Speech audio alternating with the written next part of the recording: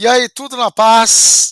Vamos então dar início às nossas discussões, aos nossos estudos comentados aqui, leituras comentadas com a série Cristianismo e Política. É um prazer enorme estar com você e hoje nós vamos começar com o primeiro texto, e é um texto, o tema do texto é a definição de política. Esse texto vai estar a partir da página 32 de um livro chamado O Cristão em uma Sociedade Não Cristã. Como posicionar-se biblicamente diante dos desafios contemporâneos. Quem escreveu esse livro não foi ninguém menos do que John Stott. John Stott escreveu esse livro. O John Stott ele viveu entre 1921 e 2011, faleceu em 2011, em 90 anos.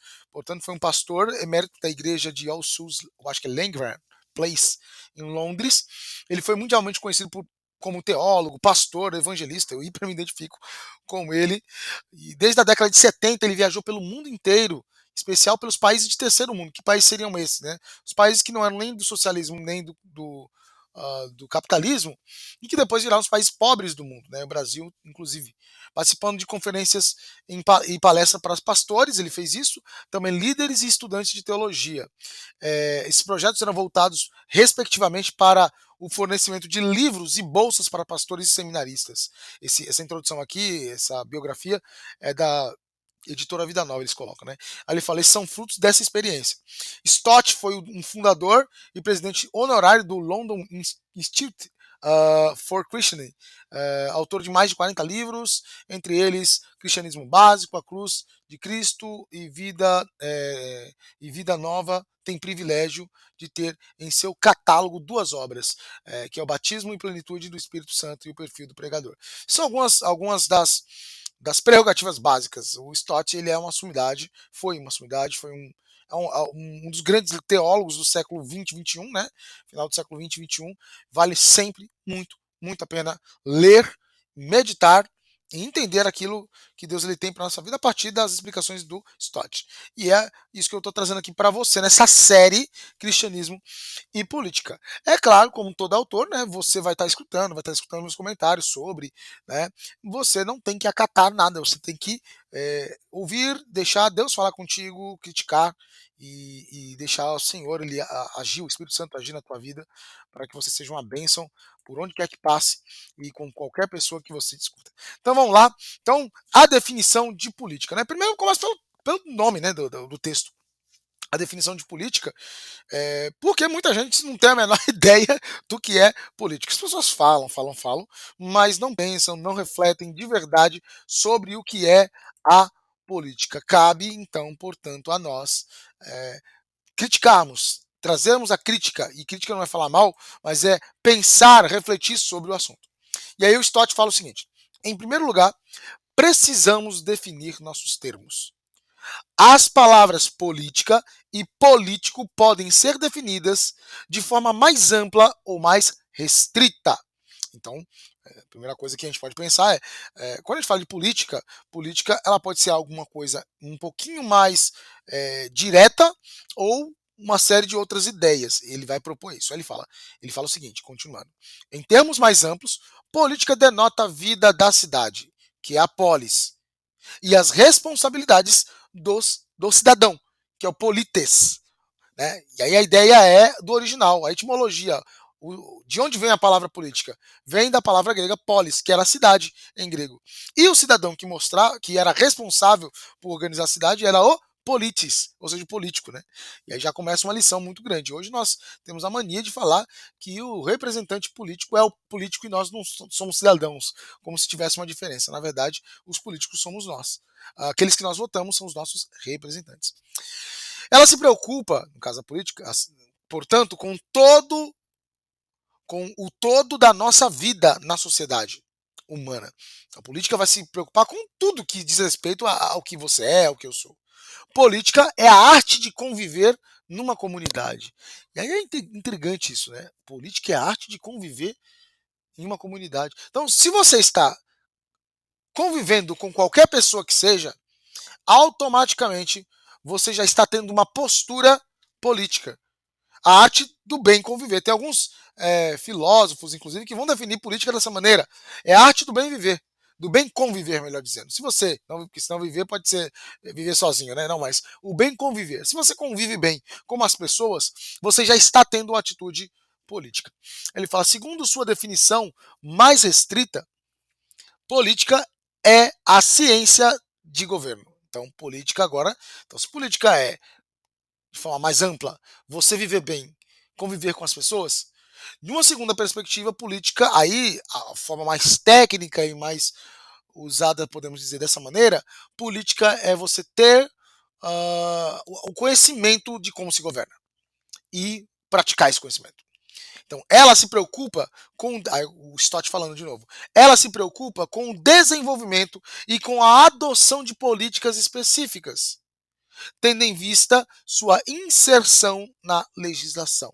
Então, trata-se de obter poder para uma mudança social. Então, a política, o Stott vai colocar aqui, ela vai adotar maneiras diversas baseadas em lei, para que você tenha as mudanças que a sociedade precisa. Como é que eu faço mudanças na sociedade? Baseado no quê? Na minha vontade? Na vontade do representante? Na vontade de uma dúzia de pessoas? Não, apenas. Ainda que essa vontade ela possa ser de fato cumprida, ela vai ser cumprida como uma vontade geral. Né? Então ela vai ser cumprida definitivamente dentro dos parâmetros que você coloca na lei. Na lei. Aí ele fala assim, ó, uma vez que essa distinção esteja clara, podemos perguntar se Jesus se envolveu em política. Aí vem o que interessa para você, né? Eu quero saber, cadê, beleza, política, não sei o que lá. Mas cadê Jesus nesse caso aí? Ele coloca. Então, agora que eu entendo que política tem a ver com conviver, tem a ver com a organização social, com o sistema, né, de convívio dentro da lei para as pessoas que vivem na cidade, portanto, seus cidadãos, o que Jesus ele. O que eu posso falar sobre Jesus? Né? Jesus se envolveu com a política? Aí bora lá, ele vai continuar. No sentido mais restrito, ele claramente não se envolveu. Então Jesus não era um político, né?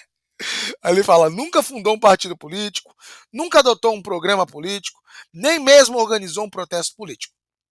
Ele não tomou nenhuma medida para influenciar as políticas de César, de Pilatos ou de Herodes. Pelo contrário, rejeitou uma carreira política, né?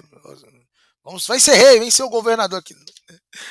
Aí você fala, tá vendo? Então não podemos nos envolver com política. Jesus não se envolveu com política diretamente, não. Você tem razão. Só que isso ele nunca, não é uma ordenança para você não se envolver diretamente, né? Não tem nada no Novo Testamento que te impeça de se envolver diretamente com política. Você quer ser um representante político para organizar a cidade e fazer um papel muito bem feito, por que não, né? Mas Jesus não fez isso diretamente. A gente sabe por quê. Não era o papel dele, né? Aí o Stott continua. No outro sentido mais amplo da palavra, porém, todo o seu ministério foi político. Pois ele mesmo tinha vindo ao mundo a fim de compartilhar da vida da comunidade humana e enviou seus seguidores mundo afora para que fizessem o mesmo. Olha que interessante. Então Jesus não foi político em nenhum sentido, porque ele não se envolveu diretamente com política, mas Jesus foi totalmente político no outro, porque Jesus desenvolveu perfeitamente a arte do bem conviver. Se não fosse os erros e os defeitos dos outros, ele teria vivido e convivido de forma harmoniosa e completamente incrível com todos, né? É claro que sem deixar de agir energicamente quando era necessário, em palavras e atos. Né? Então vamos lá. Aí ele fala, além disso, o reino de Deus que ele proclamava e inaugurou era uma organização social radicalmente diferente e nova, cujos valores e padrões desafiavam os valores e padrões da antiga comunidade caída. Então, o reino de Deus, politicamente falando, é radical, é contrário, é o contrário de toda organização política mundana, né? Falando mais mundana, né? Toda organização, porque não tem as paixões e os vícios que a comunidade caída, que ele chama aqui, ou seja, o ser humano na queda pecaminoso tem. É outra coisa. Jesus propõe, é uma revolução, se você puder usar essa palavra, na forma de ser, porque é radical, a mudança é radical. Nesse sentido, o seu ensinamento teve implicações políticas. Oferecia uma alternativa ao status quo. Status quo é a posição que está algo, né? Então, a situação atual é o status quo. Tem que mudar ou não tem que mudar? Se você acha que tem que mudar, você tem que mudar o status quo. Seu reinado foi compreendido como um desafio ao reinado de César. E por isso Jesus foi acusado de conspiração. Né? As pessoas olhavam, Jesus nunca disse isso, mas era uma alternativa, era um reino. Então, peraí, ele está querendo ofender César? Se colocando como uma alternativa a César? Isso é conspiração, isso é traição. Aí o Stott continua. É irrelevante afirmar que Jesus e seus apóstolos não tinham nenhum interesse em política. Ele fala irrelevante porque a gente sabe, né? Continuando. Que não exigiram nem recomendaram ação política, muito menos que teriam estado envolvidos pessoalmente nela. Isso é verdade. Eles não fizeram. No entanto, mesmo que a política trate dos negócios do Estado, trata também da obtenção de poder e de seu exercício. Aí toca num ponto sensível, né, gente? Política também é o exercício do poder por alguém que conseguiu esse poder. Né? Aí ele fala: o fato de Jesus ter uma visão muito diferente de poder era uma das razões pelas quais ele era temido pelos políticos de seu tempo e visto pelos líderes como ameaça ao governo. Né? É interessante porque a forma de Jesus, que não almejava o poder como eles almejavam, fazia eles ficarem com medo. Aí ele coloca: não é à toa que Maria disse no Magnificat, que é o Cântico de Maria, derrubou governantes dos seus tronos, mas exaltou os humildes. Isso está lá em Lucas 1,52. Mesmo que o ensino de Jesus não tenha sido abertamente político, ele subvertia estruturas políticas injustas, desafiava a opressão e prometia a existência de um novo reino caracterizado por justiça, no qual a verdade e não as promessas políticas libertavam as pessoas. Nossa, isso aqui é fantástico, né, gente? Então Jesus, ele não é um representante político, ele não se pretendia representante político, ele não abertamente estava defendendo nenhuma dos partidos políticos da época, nem Zelotes, nem os herodianos, nem Essênio, nem ninguém, nada disso. Porém, Jesus, ele, toda vez que ele vê injustiça, como eu falei no templo, né? Ele viu no templo, quando ele viu os fariseus, ele ia lá e batia, desafiava, e falava: não é assim, tá errado. Colocava, deixava as vergonhas expostas, e depois ele propunha o reino pautado na verdade, e não nas promessas políticas. Engraçado que a gente, não só brasileiro, né, eu acho que boa parte do mundo, mas nós brasileiros também, nos apegamos tanto nas promessas de um representante político, né, em vez de analisarmos e ver a verdade que está por trás daquilo que é prometido. Não é porque um representante está falando que eu tenho que acreditar que é verdade, não é porque eu gosto do cara que ele está falando, prometendo algo que é possível. Às vezes não é nem por maldade, é porque ele acredita que aquilo é possível, mas se você fizer uma análise racional, você vai ver que ele está equivocado. E aí eu vou dar o meu voto para quê? Se ele não vai conseguir cumprir o que ele está falando. O Stott então diz: o impacto disso sobre a vida social e política foi tão profundo que é legítimo falar da política de Jesus. Sem dúvida alguma. Aí ele coloca que esse ensinamento demorou algum tempo até causar impacto. Precisamos lembrar que os seguidores de Cristo eram uma minoria insignificante sob o regime totalitário de Roma. Então, os seguidores de Cristo eram uma minoria insignificante sob o regime totalitário de Roma. Então, você olha para os discípulos de Jesus no período de Jesus, Jesus tinha 12 mais chegados, uma multidão, pequena multidão de seguidores, mais, sei lá, 500 pessoas. 500 pessoas que seguiram, 120 que estavam no dia de Pentecostes, né? Isso não é nada comparado à quantidade de Roma, né? Aí ele coloca: as legiões estavam por toda parte e tinham ordens de reprimir dissenso, esmagar a oposição e preservar o status quo. Então, os exércitos romanos, eles tinham que lidar contra toda e qualquer revolta política. Não era aceitável. A pergunta é: eles teriam sido politicamente ativos se tivessem tido oportunidade e chance de sucesso? ou seja, os discípulos, né? Eu acredito que sim, pois sem uma ação política adequada, algumas necessidades sociais simplesmente não podem ser satisfeitas. Os apóstolos, então assim, o Stott acredita que se não fosse a repressão contra os discípulos, eles se envolveriam com a política sim. Porque para você fazer o bem, em alguns momentos você precisa estar envolvido com a política, senão você não consegue fazer determinados bens, né? Aí ele fala: os apóstolos não exigiam a abolição da escravidão. Todavia, não ficamos gratos e orgulhosos em saber que cristãos do século XIX tinham feito. Sua campanha baseava-se no ensino. Por exemplo, aí só pra você não ficar confuso, o que ele está falando aqui? Quer dizer que os apóstolos eram a favor da escravidão? Em nenhum momento. Eles só não pregavam contra a escravidão. Não era esse o objetivo, libertar os escravos de Roma. O objetivo era salvar vidas para a eternidade. Como eles não tinham condições, pela quantidade de pessoas, de fazer um movimento político que libertasse pessoas da escravidão, eles focaram no mais importante, que era salvar da escravidão do pecado. É claro que alguém que é mais materialista vai falar, credo, não sei o que lá. Claro, meu amigo, você não tem esperança na vida eterna, então você fala que os apóstolos erraram. Quem tem esperança na vida eterna sabe que se só podia fazer uma coisa, eles tinham que gastar a energia deles levando as pessoas à vida eterna. E não a libertação da escravidão terrena para viver uns anos e ir para o inferno, ser condenado, né? Então, a ideia aqui não é uma ideia errada da perspectiva bíblica, né? Agora, quando tivemos a oportunidade no século XIX, os cristãos ingleses proporam e lutaram pela libertação da escravidão, né? Assim como também nos Estados Unidos, parte dos cristãos, né? Outros cristãos mais alienados achavam que era normal, mas os que eram mais bíblicos mesmo lutaram. Sua campanha baseava-se no ensino bíblico sobre a dignidade humana e era uma dedução legítima dela. Então, Jesus explorava a dedução humana, né? A dedução humana, perdão, a dignidade humana. A dignidade humana é muito importante. Os apóstolos também não construíram hospitais, nem exigiram que fossem construídos, mas hospitais cristãos são uma exploração legítima da preocupação compassiva de Jesus com os enfermos. Então, na época dos apóstolos, não tiveram hospitais. Hoje nós temos. Da mesma forma, a ação política, que é amor buscando justiça para os oprimidos, então, ó, o que ele chama de ação política? Um ato político é quando você ama alguém e a tal ponto, ou um conjunto de pessoas que você age com justiça por elas, né? Para libertá-las da opressão.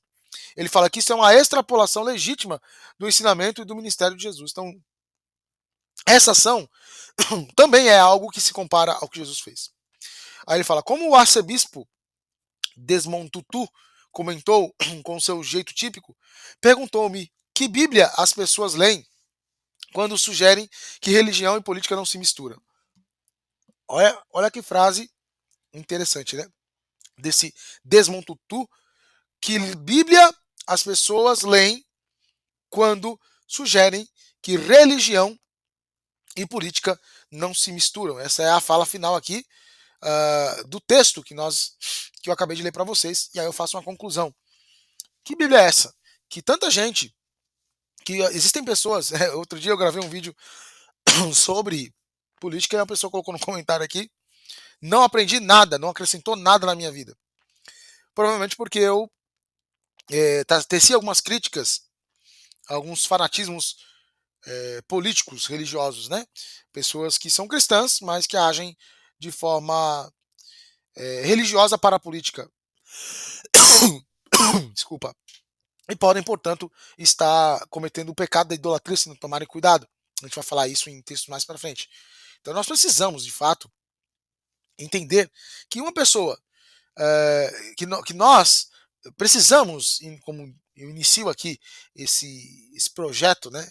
Que Deus abençoe a sua vida, que você possa estar consumindo, ouça várias vezes se for necessário, né, consumindo esse material, mas precisamos começar justamente entendendo o que é política. Espero que esse texto do Stott, maravilhoso, tenha te ajudado a entender um pouquinho mais sobre a definição de política e a partir dessas reflexões você possa já começar a pensar de forma mais adequada e cristã a política e o cristianismo e a política, né? Como a frase do Desmond fala aqui, né?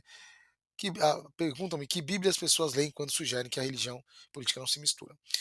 Desde o começo dos tempos, política e religião se misturam. E mesmo quem não tem uma religião organizada, tem saídas religiosas, viu, gente? As pessoas têm saídas religiosas. Pode ser ateu, agnóstico, ou uma pessoa com crença universal em Deus, mas sem religião própria. Ela, em muitos casos, ela tem uma opinião religiosa, se baseia em conceitos que são conceitos prioritariamente religiosos, né? Não é porque ela não é do cristianismo ou de grandes religiões que ela não é religiosa. Todos nós somos, a história nos mostra. Então, a política ela está cheia de religião e nós, como cristãos, né, nós temos que pensar a partir da nossa religião, a partir do cristianismo, de uma forma mais adequada, de uma forma mais cristocêntrica, de uma forma mais bíblica, criticando e pensando sempre. Então, primeiro texto aí, que Deus abençoe a sua vida e aguarde aí os próximos textos. Ah, não esquece, divulga para outras pessoas. Curte, curte, não deixa de curtir esse vídeo. Quem está escutando em áudio também, não deixa de curtir, não deixa de enviar para outras pessoas, não deixa de estar divulgando, né? E as críticas são sempre bem-vindas, estamos falando de política, portanto, é muito bom quando você discorda e você coloca. Vai ser muito enriquecedor. De repente, quem sabe eu posso responder. Se tiver dúvida, coloca aqui nos comentários que eu posso fazer uns vídeos extras depois, respondendo as dúvidas de vocês. Que Deus abençoe a sua vida e até a próxima.